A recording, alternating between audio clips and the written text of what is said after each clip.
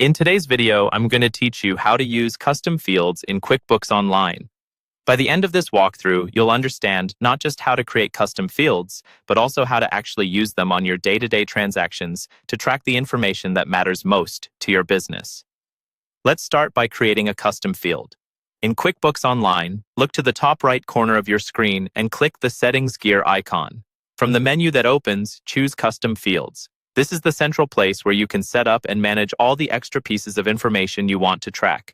Next, click Add Custom Field. A panel or window will appear where you can define exactly what this field is for. Begin by giving your field a clear, descriptive name. For example, you might call it Sales Rep if you want to track which salesperson handled a transaction, or Referral Source if you want to know how a customer found you. A specific name makes it easy for you and your team to understand how to use it later. Now, choose the data type. You'll typically see options like text and number or a drop-down list. Text and number is best for information that might vary a lot, like notes or ID numbers. A drop-down is ideal when you have a fixed set of options, such as a list of your sales reps or common referral sources. If you pick drop-down, go ahead and type in each of the options you want people to be able to choose from. Taking a moment to set these up carefully will save time and keep your data consistent. Next, select the category the field applies to. You can usually choose things like customer, transaction, or vendor. Think about where this information is most useful. For example, sales rep might be tied to transactions, while something like customer type might be better attached directly to customers. Then decide which specific forms should show this custom field.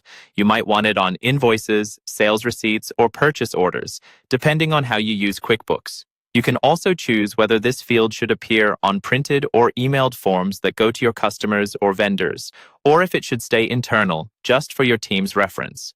Once everything looks good, click Save.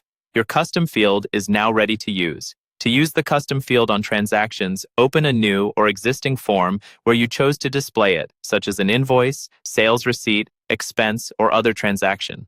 Look for the custom field name you just created. It will now appear on the form. Enter the relevant information, like selecting the correct sales rep from the drop-down or typing in the referral source. When you're done filling out the rest of the transaction, save it as usual. From this point on, every time you complete a transaction and fill in that custom field, you're building a richer set of data you can refer back to and report on in QuickBooks Online.